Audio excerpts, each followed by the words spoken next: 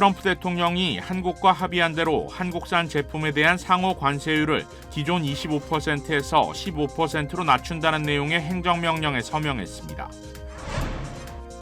미국이 한국산 자동차에 15%의 관세를 적용할 것을 결정하면서 자동차 업계에도 지각 변동이 이뤄질 거라는 전망이 나오고 있습니다. 연방준비제도가 금리를 결정할 때 중요하게 보는 개인 소비지출 물가지수 상승률이 6월에 더 높아졌습니다. 관세로 인한 물가 상승이 점차 현실화하고 있습니다.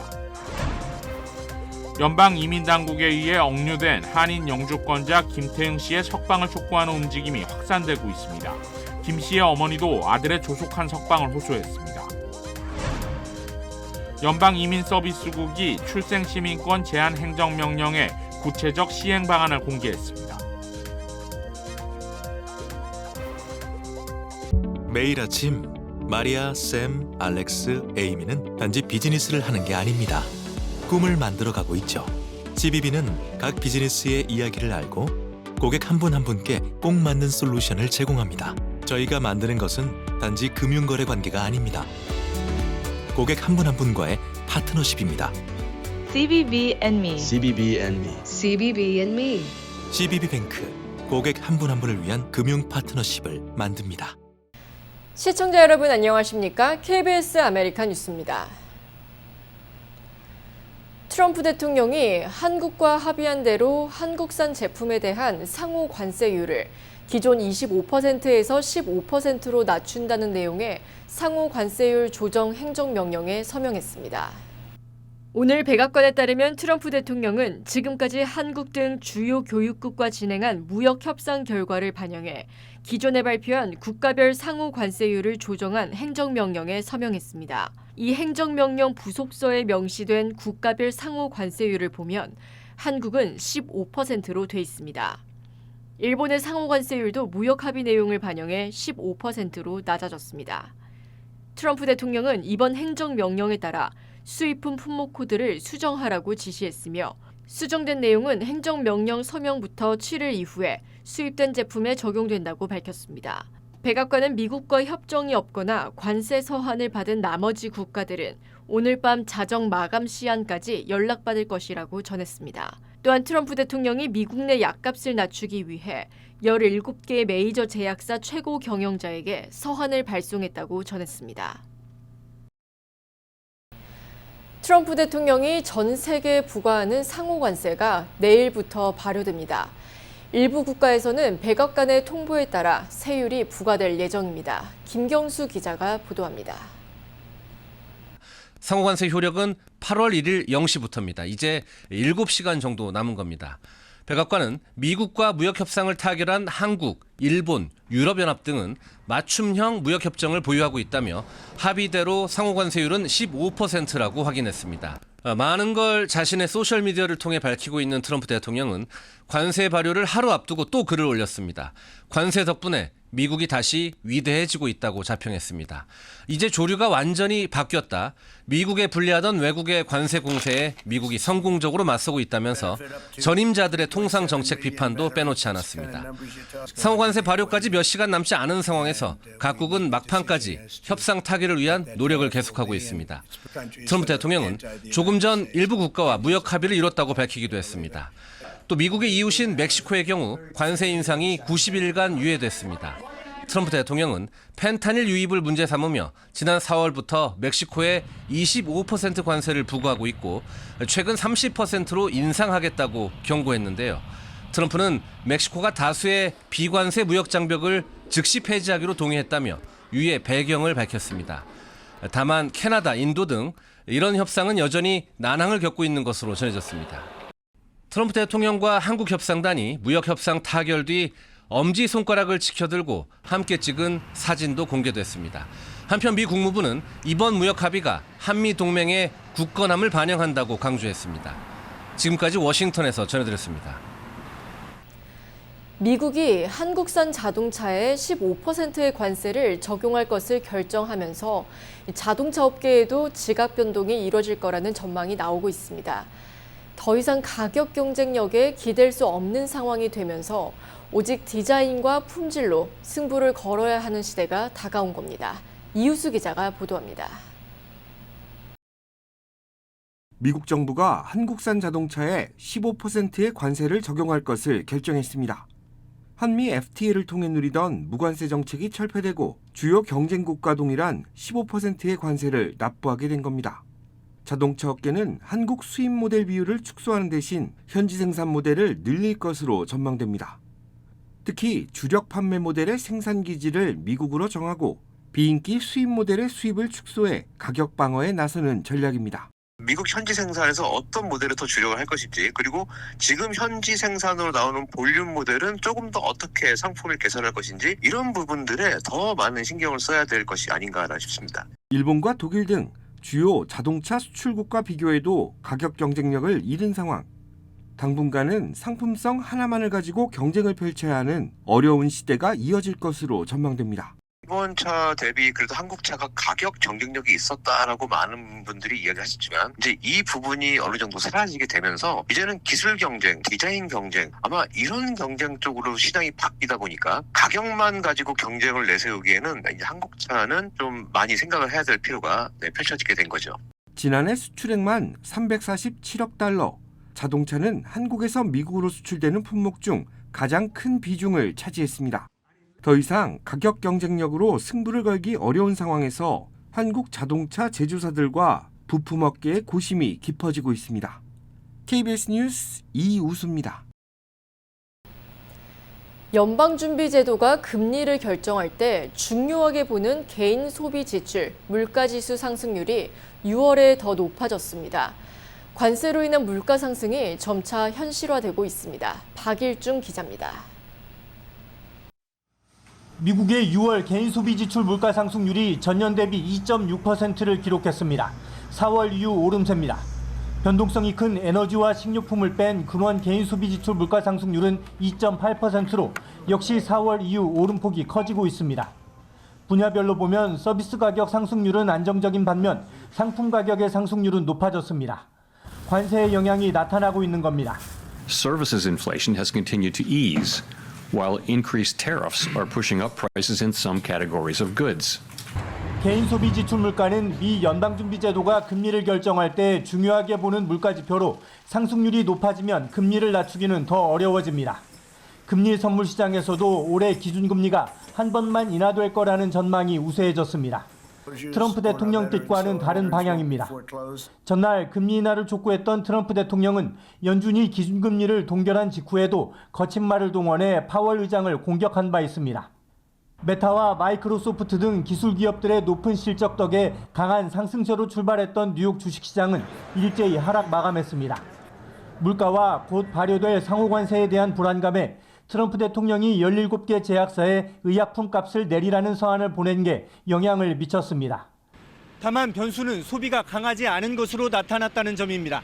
물가가 오르더라도 경기가 나빠지면 연준의 금리를 내리라는 압박은 커질 수밖에 없습니다. 뉴욕에서 KBS 뉴스 박일중입니다. 이민 당국에 억류된 한인 영주권자 김태흥 씨의 석방을 촉구하는 움직임이 확산되고 있습니다. 오늘 열린 온라인 기자회견에서는 김 씨의 어머니가 직접 나서 아들이 풀려날 수 있도록 도움을 호소했고, 또 김 씨의 변호인들도 참석해 현재까지의 상황을 설명했습니다. 윤범수 기자가 보도합니다. 지난주 한국을 방문했다 돌아오는 길에 붙잡힌 한인 영주권자 김태흥 씨. 김 씨의 어머니는 아들이 구금된 지 열흘째인 오늘까지 이민 당국으로부터 그 어떤 설명도 듣지 못했다고 밝혔습니다. 더 많은 거는 저희 작은 아들이 얘기해줘서 엄마가 지금 인민국 오피스에 들어가 있는데 엄마 연락이 없어요. 하늘이 무너지고 땅이 꺼지는 것 같은 기분이에요. 저 어떻게 할 수가 없어요. 제가 지금 며칠 동안 밥이 안 넘어가요. 김 씨의 어머니는 아들을 위해 힘써주고 있는 많은 사람들에게 감사를 표하며 다시 한번 아들의 조속한 석방을 호소했습니다. 얼마 남지도 않았는데 나와서 빨리 학교 수업에 들어가서 학교도 마쳤으면 좋겠고. 오늘 열린 온라인 기자회견에서는 김 씨의 변호인들도 참석했습니다. 변호인들 역시 처음에는 김 씨와의 접견을 거부당했고 언론 보도가 나간 이후에야 만날 수 있었다고 밝혔습니다. I was finally able to speak to a supervising officer at CBP. The officer, using an extremely hostile tone, told me that he would not allow me to speak to my client. Eventually, they hung up on me when I was being quite cordial and diplomatic, simply asking for their name so that I could identify them for purposes of litigation. 변호인 측은 또 김 씨가 샌프란시스코 공항에서 2차 심사 대상으로 분류되고 억류되는 과정에서 명백한 절차상의 하자가 있었다는 점을 강조했습니다. He was to land eventually on a connecting flight to Houston, so the appropriate path would have been to defer his inspection to Houston, where there is a deferred inspection unit. That did not happen. 변호인 측은 김 씨가 애리조나에 있는 연방 구금 시설로 옮겨진 이후로는 아직 접견을 하지 못한 상태라고 덧붙였습니다. 이민 당국이 김 씨를 장기 억류하고 있는 상황에 대해서는 영주권 포기각서에 서명하도록 압박하려는 의도일 가능성이 크다고 해석했습니다. 구금 사유로 추정되는 김 씨의 과거 2011년 마리아나 소지 기소 전력에 대해서는 향후 이민법원에서 다뤄질 사안이라며 답변하지 않았습니다. 한편 이번 기자회견을 주최한 미주 한인 봉사교육단체 나카색은 김 씨의 석방을 위해 샌프란시스코를 지역구로 둔 낸시 펠로시 연방 하원의원과 텍사스 지역구의 마이클 맥콜 연방 하원의원, 그리고 한인 연방의원인 앤디 킴 상원의원과 영킴 연방 하원의원 등에게 연락해 도움을 요청했다고 밝혔습니다. 아울러 김 씨 석방을 촉구하는 온라인 청원도 시작했습니다. KBS 뉴스 윤범수입니다. 이어지고 있다. 내 손에서 가능성으로 이어지고 있다. 가능성이 도전으로 이어지고 있다. 도전이 성공으로. PCB의 능력이 나의 능력으로. 내가 만난 새로운 능력. PC빌리티 PCB뱅크.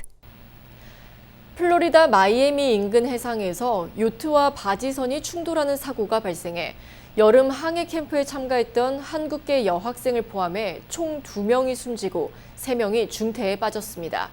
현지 당국은 사고 원인을 조사 중입니다. KBTV 김은지 기자가 보도합니다. 지난 28일 오전 11시경 마이애미 해변 인근 비스케인베이 해상에서 여름 항해 캠프에 참가한 어린이들이 탄 요트가 바지선과 충돌하는 사고가 발생했습니다. 사고 당시 요트에는 5명의 어린이와 1명의 캠프 지도자가 탑승해 있었습니다. 충격으로 인해 탑승자 모두 바다에 빠졌지만 인근 해안경비대와 구조대가 바로 출동해 6명을 모두 구조했습니다.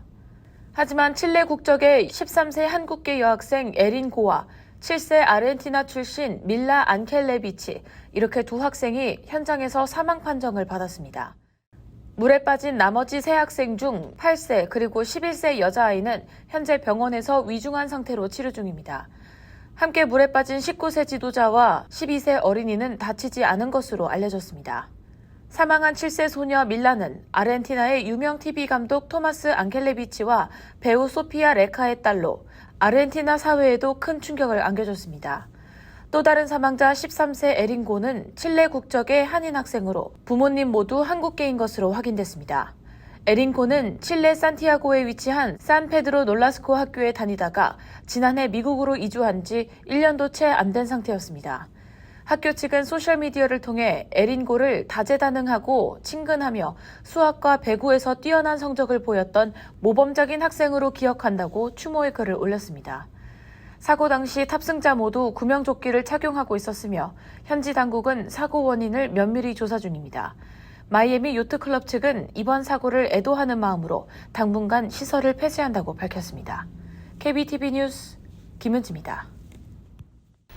미국에서 네덜란드로 향하던 델타 항공 여객기가 심한 난기류를 만나 25명이 다쳤습니다. AP통신에 따르면 승객 275명과 승무원 13명을 태우고 솔트레이크 시티를 출발해 네덜란드 암스테르담으로 향하던 델타 항공 여객기는 어제 오후 8시쯤 미네소타 공항에 비상 착륙했습니다.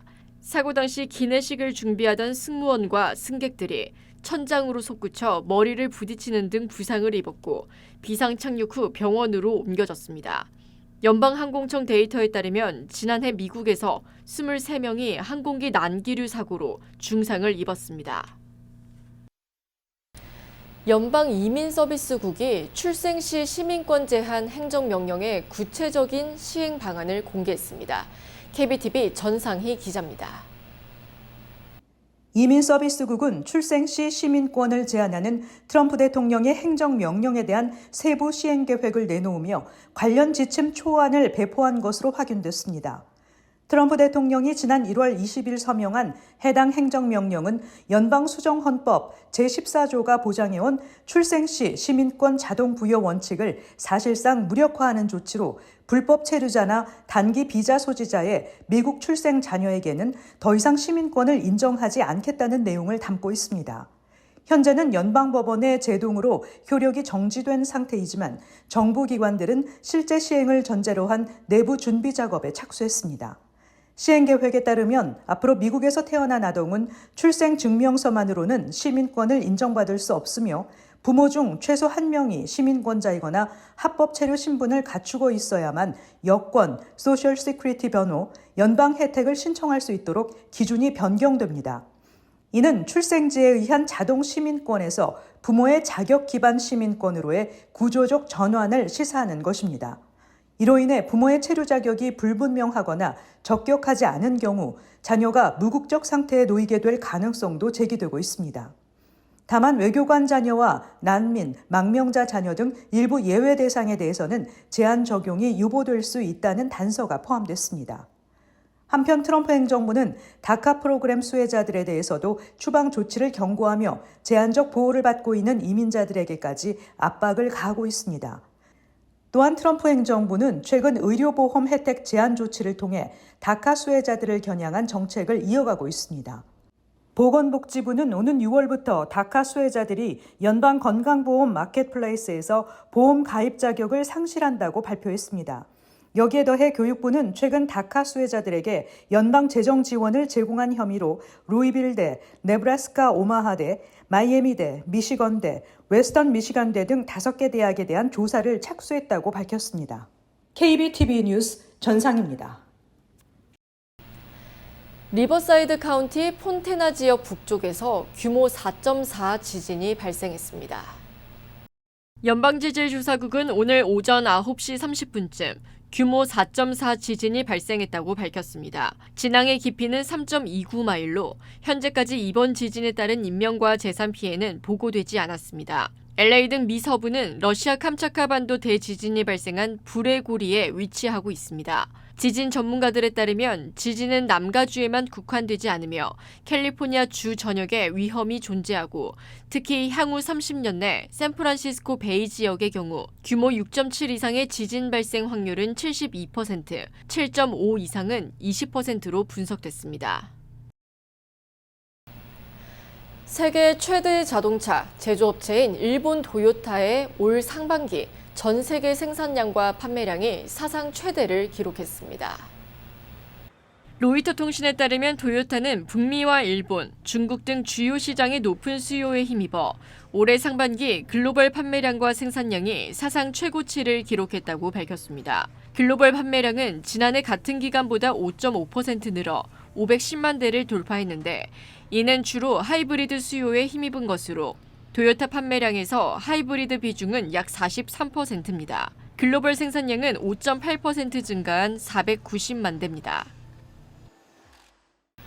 어제 해군 F-35C 전투기가 캘리포니아 르무어 해군 항공기지에서 훈련 중 추락했습니다. 조종사는 안전하게 탈출해 인명피해는 발생하지 않았습니다. 넓은 들판에 추락한 전투기가 검은 연기를 내뿜으며 맹렬히 타오릅니다. 소방차들이 긴급 출동해 불을 끄고 있습니다. 어제 저녁 6시 30분쯤 캘리포니아 리무어 해군 항공기지 근처에서 최신 전투기 F-35C가 추락했다고 미 해군이 밝혔습니다. 이 전투기는 항공모함에서 운용되는 해군형 기종으로 조종사는 무사히 탈출한 것으로 전해졌습니다. F-35의 추락 사고는 올해 들어 미 전역에서만 3번째입니다. 지난 1월 알래스카의 아일슨 공군기지에서 F-35A가 훈련 중 추락했고 지난 5월 뉴멕시코 커틀랜드 기지에서는 개발용 F-35B가 이륙 직후 사고를 냈습니다. 두 사건 모두 조종사는 생존했지만 전투기는 사용 불능이 됐습니다. 특히 지난해 9월에는 사우스캐롤라이나에서 조종사가 탈출한 F-35B가 무인 비행을 하다 실종되는 이례적 사고도 있었습니다. 당시 전투기의 정확한 위치는 24시간이 지나서야 확인됐습니다. F-35는 록히드 마틴이 개발한 5세대 전투기로 미국을 포함해 한국, 일본 등 17개국 이상이 도입해 사용하고 있습니다.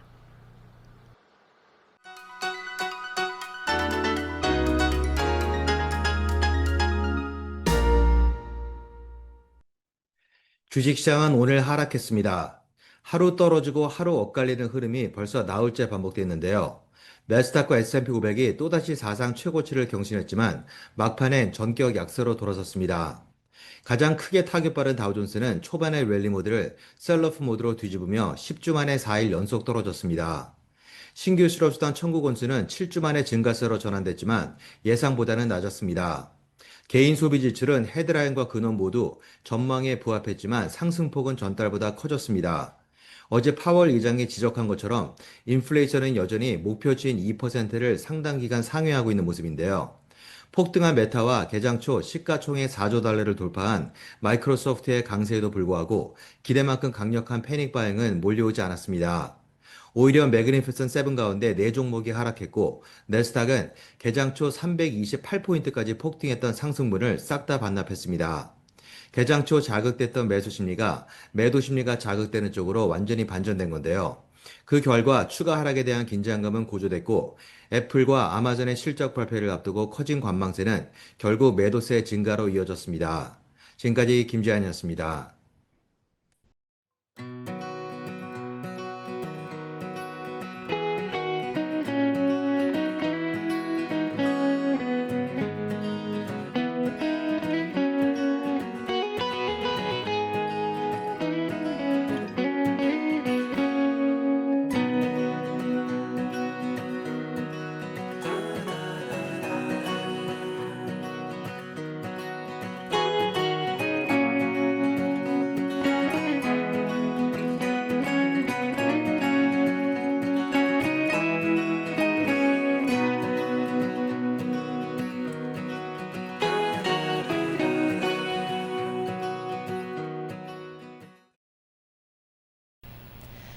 KBS 아메리카 뉴스 오늘 소식은 여기까지입니다. 시청해주신 여러분 고맙습니다.